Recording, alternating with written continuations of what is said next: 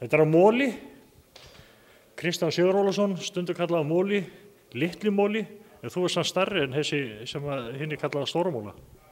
Já, ég bæði stærri og sterkari en kallinn, já. En ástæðan fyrir því að vera með þig hérna í viðtali það að þú varst að skrifa undir samning við Þór, þú tekið við öðrum flokki kalla og allar að vera hægri hönd Lárusar Orra Sigurðssonar hjá meistaraflokki. Hvernig leggst þið í þig? Bara mjög vel. Gaman að vera komin í rautt og heima aftur og þetta er bara spennandi verkefni. Bæði í verkefnin, þarf að segja. Áttu þetta sér langan að draga þetta? Nei, alveg mjög stuttan. Það gerist mjög hratt, þannig að maður bara svona að átta sig og setja sig þær líkar. Þetta er spennandi og verður gaman. Já, en eins og allir Þórsari vita, þú ert náttúrulega uppalinn Þórsari, fórst upp í gegnum alla yngri flokka, byrjaði þinn feril með meistaraflokk hérna. Síðan ertu búin að skreppa í Víking, ég meina Magna, og varst þar hægri hönd Páls Viðars Gíslasonar í sumar og stýriðir Magna upp í hérna innkass og verður gaman að mæta það næsta sumar. Já, það verður gaman og spennandi og örugglega erfitt, en já, það verður gaman að palla.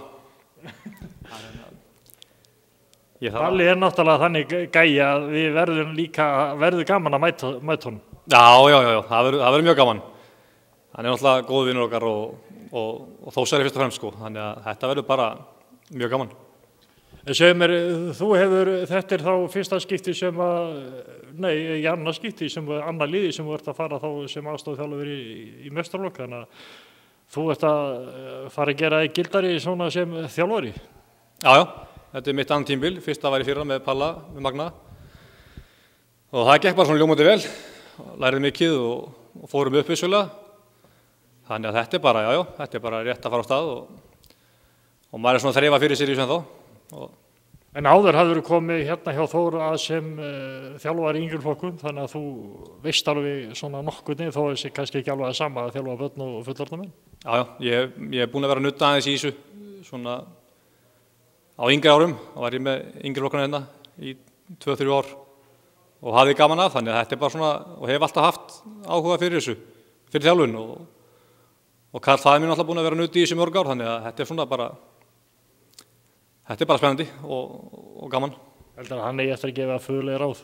Já, eflaust. Hann verður nuddandi í mér öll kvöld örugglega með einhver tips. Það er alveg engin spurning. Það er ekki það, sko, hann þarf ekki að þykjast við þetta. Hann veit helling þetta. Hann er náttúrulega búinn að vera Íslandsmeistari hérna með stelpunum, þannig að hann veit alveg hvað hann er að gera. Já, ég get notfært með hann alveg helling. Það er alveg engin spurning. Og kennt til mig að gera það. En er ekki gaman að vera komin heim í uppeldisfélagi aftur og hérna við talið ég að mjölnismenn fara núna að kalla því velkomin í þorpið? Jú, frábært. Mjög gaman að vera komin í rautt aftur og heim bara í Hamar. Þannig þetta er bara, ég er bara hæstánæður. Hjarta var alltaf rautt þótt þú væri að vinna fyrir aðra? Já, það er engin spurning.